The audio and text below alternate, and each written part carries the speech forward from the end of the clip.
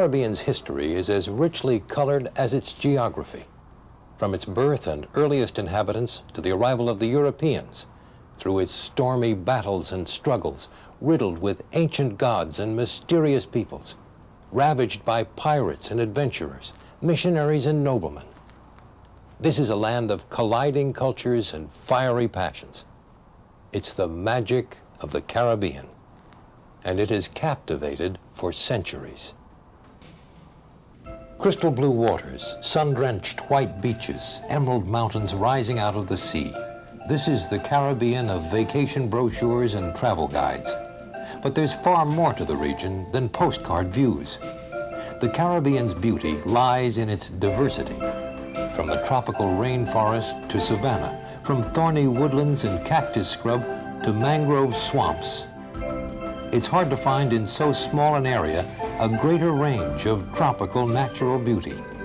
The Caribbean islands form a long, narrow chain, almost 2,500 miles long and up to 160 miles wide, connecting North and South America. Geographically, the islands fall into three major groups: the Bahamas, the Greater Antilles, and the Lesser Antilles, including the Leeward and Windward Islands. There's a growing number of people who believe now that the Caribbean islands actually originated in the Pacific in excess of 150, 160 million years ago. At that point in time, there was no Caribbean. The North America and South America were essentially pushed up against one another. A piece of the Pacific moved into the area between North America and South America, prying the two continents apart. If you look at the islands from going from Cuba to Hispaniola to Puerto Rico to the Virgin Islands and then further on down, you'll notice that they get progressively smaller.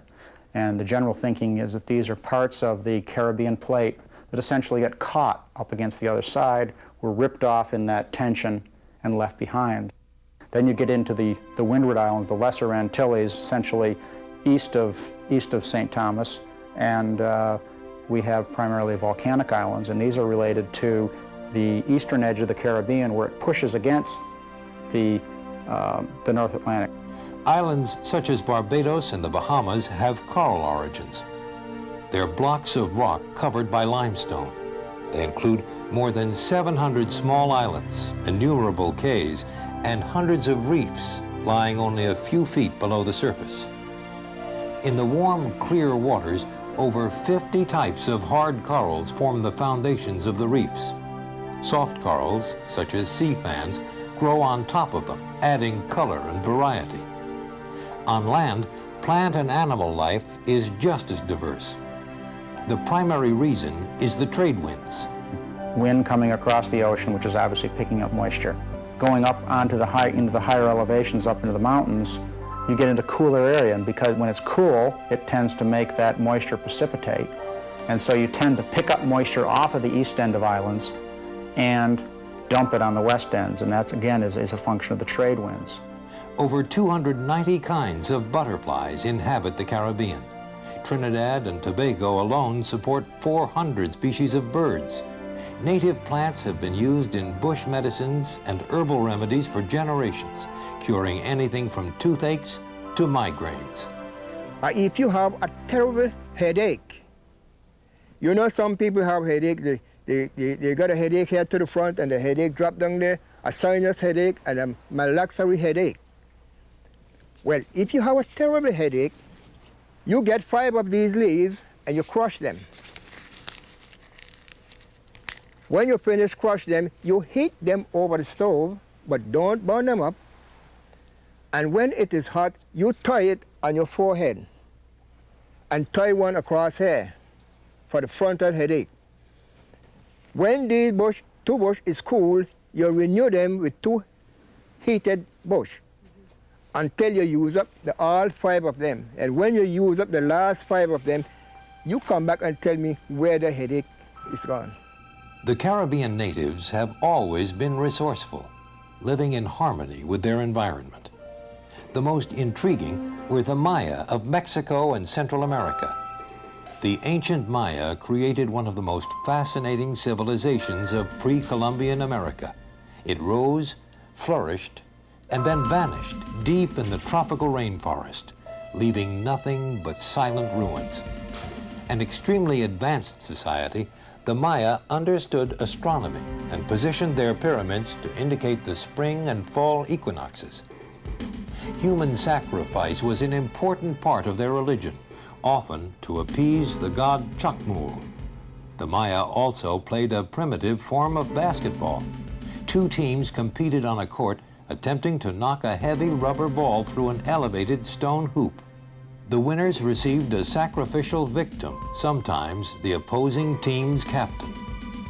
Mayan culture also influenced other Indians who migrated throughout South America.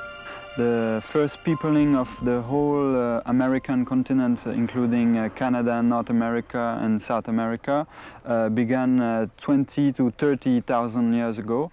And they went through the Bering Strait when it was covered with ice, so they could go by foot and cross the channel at that time. And they then inhabited North America and then South America. So they are related by the religious thoughts and some of the symbols that are found either on petroglyphs done by the Mayans or on their ceramics. Some of the designs, the decorations, the animals that were considered as deities in the Caribbean and by the Mayans in Central America are alike. So they had influences from Central America, from the Mayans. They had the ball game, they had many style of decorations that are really alike with Central America.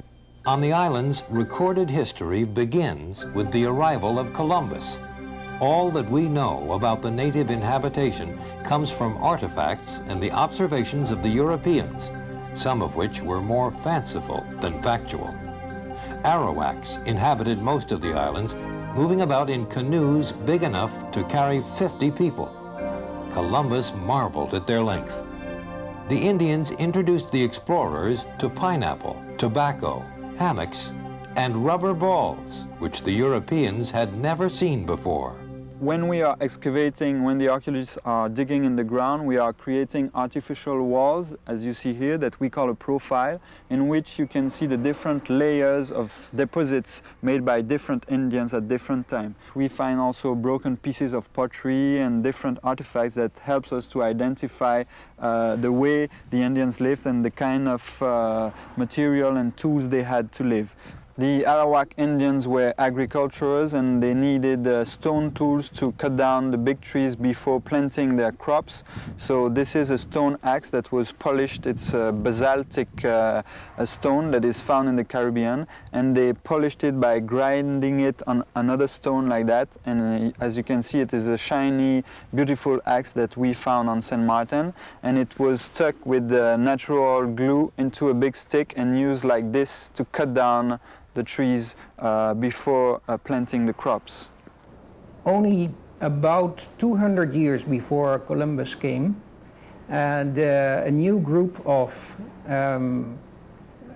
Indians entered the Caribbean. We call them war-like people because they did indeed conquer the Arawaks.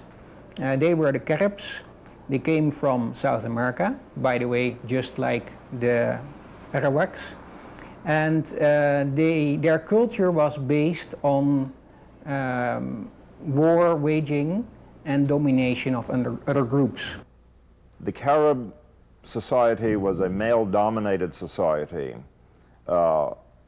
in which warfare for the purpose of obtaining captives and booty was considered preeminent. And through the history of the Caribbean, both in the terms of prehistory and colonial history, you have a recurring theme of enslavement and resistance. Certainly, slavery was not introduced by Europeans. There is very clear evidence that Native American cultures engaged in warfare with one another and enslaved each other before the arrival of Columbus. The Caribs most probably went all over the Caribbean, but they didn't settle. And their most northerly settlement still in the Caribbean is in Dominica. Because the Caribbean islands lie so close to each other, it was easy for the native people to migrate between them exploring from island to island. But it would take until the 15th century before the first white man ever set foot in the Caribbean. And even then, it was by accident. Stay tuned. We'll be right back with part 2 of The History of the Caribbean.